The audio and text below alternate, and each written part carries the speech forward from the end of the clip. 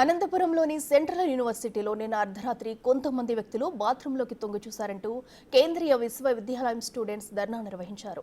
గతంలో కూడా ఇలా జరిగిందని, అయినప్పటికీ చర్యలు తీసుకోవడంలో యూనివర్సిటీ వీసీ ఇతర అధికారులు విఫలమయ్యారని విద్యార్థినులు ఆరోపిస్తున్నారు. ఈ ఘటనకు సంబంధించి విద్యార్థినులతో మా ప్రతినిధి యోగానంద్ ఫేస్ టు ఫేస్.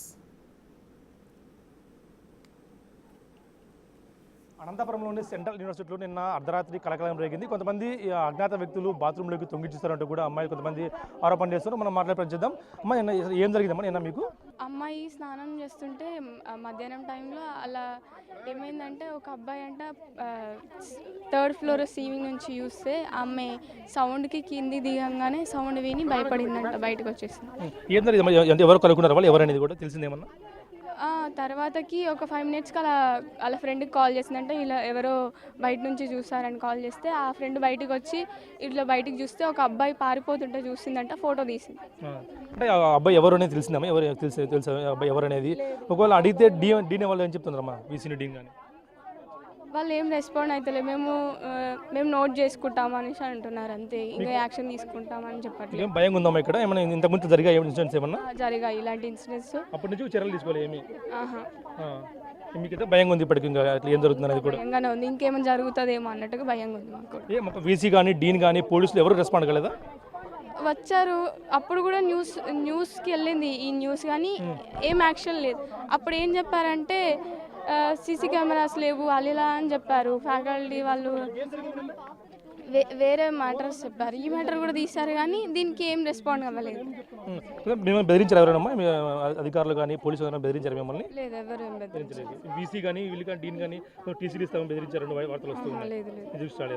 కొంతమంది వీళ్ళు మాట్లాడేందుకు కూడా పూర్తిస్థాయిలో భయపడుతున్న పరిస్థితి, ఎవరు కూడా మాట్లాడేందుకు పూర్తిగా ముందుకు రాని పరిస్థితి. అయితే ఏం జరిగింది అంటే నిన్న స్నానం చేస్తున్న ఒక అమ్మాయిని కొంతమంది వ్యక్తులు అక్కడ వచ్చి చూసి పారిపోయేటప్పుడు కొంతమంది అమ్మాయిలు ఫోటో కూడా తీసామంటూ చెప్తున్న పరిస్థితి ఉంది. ఇవన్నీ కూడా అధికారులు చర్యలు తీసుకోవాలంటూ కూడా చెప్తున్న పరిస్థితి. అధికారులు కానీ డీన్ కానీ వీసీ కానీ ఎవరు కూడా దీనిపై చర్యలు తీసుకోలేదు. వీళ్ళు మాతో మాట్లాడాలంటూ కూడా మా సమస్యలు చర్చించాలి అంటూ కూడా ఇదివరకు ఇట్లా జరిగాయి కాబట్టి దీనిపై చర్చించాలంటూ కూడా చెప్తున్న పరిస్థితి. అయితే దీనిపై అధికారులు ఏమి స్పందిస్తారు మరికొంతమంది ఉన్నారు, మనం మాట్లాడే ప్రయత్నిద్దాం ఏం జరిగింది అనేది కూడా.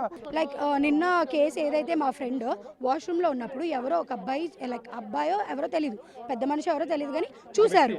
ఒక వ్యక్తి అయితే చూడడం జరిగింది, షాడో కనిపించింది. ఆ షాడో ఏంటని వెనక్కి తిరిగి చూడంగానే దూకేశారంట కిందకి. మాకు అప్పుడు కరెంట్ లేదు, వెంటిలేషన్ ఫ్యాన్స్ ఏమీ తిరగవు, క్లియర్గా వినిపించింది. అంత జరుగుతున్నప్పుడు మేము వెళ్ళి ప్రొటెస్ట్ చేస్తుంటే ఆల్రెడీ ఇది ఫస్ట్ కేసు జరిగింది, ఇలాగే ఒక బీహార్ అమ్మాయికి జరిగింది, ఇప్పుడేమో ఏపీ అమ్మాయికి జరుగుతుంది. బీహార్ అమ్మాయికి జరిగినప్పుడు మేము కేసు పెట్టాం. కేసు పెడితే 3 months నుంచి ఇన్వెస్టిగేషన్ జరుగుతుంది అన్నారు, కానీ ఇప్పుడు దాకా అసలు ఏం జరిగింది, ఆ కేసులో ఏమైంది అన్న ఇంటిమేషన్ అనేది జరిగింది. ఆల్రెడీ ఫస్ట్ టైం ఒక బీహార్ అమ్మాయికి అయింది, ఇప్పుడేమో ఏపీ అమ్మాయికి అయింది. అప్పుడు మేము అడిగింది సీసీ కెమెరాస్ అవన్నీ అడిగితే సీసీ కెమెరాస్ అనేవి పెట్టారు, కానీ కరెంట్ పోయిన తర్వాత CC cameras work out. Minimum central university అన్నప్పుడు, ఇంత పెద్ద ఇన్స్టిట్యూట్ ఉన్నప్పుడు మినిమం సీసీ కెమెరాస్ కైనా జనరేటర్ ఉండాలి కదా, ఆ జనరేటర్ అనేదే లేదు. మేము అనేది ఏంటంటే జనరేటర్స్ లేకుండా అంత రెక్లెస్నెస్ గా ఎలా ఉండగలరు? ఎవరు వస్తున్నారు ఎవరు వెళ్తున్నారు అనే బుక్స్ అనేవి ఉంటాయి, గోడ దూకి ఎవరు వస్తున్నారో ఎలా తెలియదు కదా మనకి. ఏమీ లేదు ఇక్కడ, జనరేటర్స్ కానీ కరెంట్ ఫెసిలిటీ, ఒకవేళ కరెంట్ పోతే జనరల్ ఫెసిలిటీ సీసీ కెమెరా పని చేయకుంటే చాలా ఇబ్బంది ఉంది మీకు. జనరేటర్ ఫెసిలిటీ అయితే లేదు, కరెంట్ సీసీ కెమెరాస్ అయితే ఫస్ట్ ఇన్సిడెంట్ అవ్వగానే సీసీ కెమెరాస్ అనేవి ఇన్స్టాల్ చేశారు, కానీ దాని తర్వాత జనరేటర్స్ అట్లీస్ట్ మినిమం జనరేటర్స్ పెట్టాలి. కరెంట్ పోతుంది, 24/7 ఉండాలి సీసీ కెమెరాస్ గర్ల్స్ హాస్టల్ దగ్గర, కానీ అవే వర్క్ అవ్వలేదు. సో మా ప్రాబ్లం ఏంటంటే వీసీ సార్ రావాలి, మమ్మల్ని కాంటాక్ట్ అవ్వాలి, మా బాధలు తెలుసుకోవాలి. వీసీ బెదిరించడానికైనా వీసీ సార్ రావాలి కదా ఫస్ట్ మా దగ్గరికి. నిన్న అయ్యింది, అట్లీస్ట్ మార్నింగ్ అయినా వచ్చి మాతో మాట్లాడాలి కదా, ఏమైంది ఏంటి అని. అసలు ఎవరు రాలేదు, డీన్ మ్యామ్ దాకే వచ్చారు. మాకు వీసీ సార్ రావాలి. ఇంకోటి ఏంటంటే మేము బాగా చెప్పగలిగేది ఏంటంటే ఈ AP state CM, deputy CM and education minister వీళ్ళ ముగ్గురు ఈ కేసు మీద రెస్పాండ్ అవ్వాలి. ఇది వాళ్ళ స్టేట్లో జరిగింది కాబట్టి వాళ్ళ ముగ్గురు పక్కా రెస్పాండ్ అవ్వాలి దీనికి. ఇది విద్యార్థులంతా కూడా ఒకటి డిమాండ్ చేస్తూ ఉన్నారు. ఎవరైతే విద్యార్థి ఆకతాయి వ్యక్తి ఇక్కడ వచ్చి అజ్ఞాత వ్యక్తి ఇక్కడ దూరి బాత్రూంలో చూశాడో ఆ వ్యక్తి పైన ఖచ్చితంగా చర్యలు తీసుకోవాలి, దీనిపై సమగ్ర విచారణ జరిపించాలంటూ కూడా విద్యార్థులంతా కూడా డిమాండ్ చేస్తూ ఉన్నారు.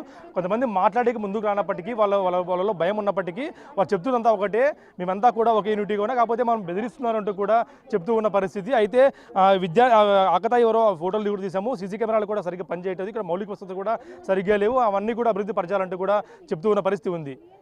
విద్యార్థుల డిమాండ్ అయితే స్పష్టంగా ఉన్నాయి. ఏపీ సీఎం, డిప్యూటీ సీఎం, అలాగే ఎడ్యుకేషన్ మినిస్టర్ కూడా దీనిపై రెస్పాండ్ కావాలి, ఇటువంటి వీసీని తొలగించాలంటూ కూడా డిమాండ్ చేస్తూ ఉన్న విద్యార్థులు. ఓపెన్ మీటింగ్లో ఇవాళ ఏం జరుగుతున్నది కూడా మనకు స్పష్టంగా తెలియాల్సి ఉంది. ప్రసాద్ బిగ్ టీవీ అనంతపురం నుంచి.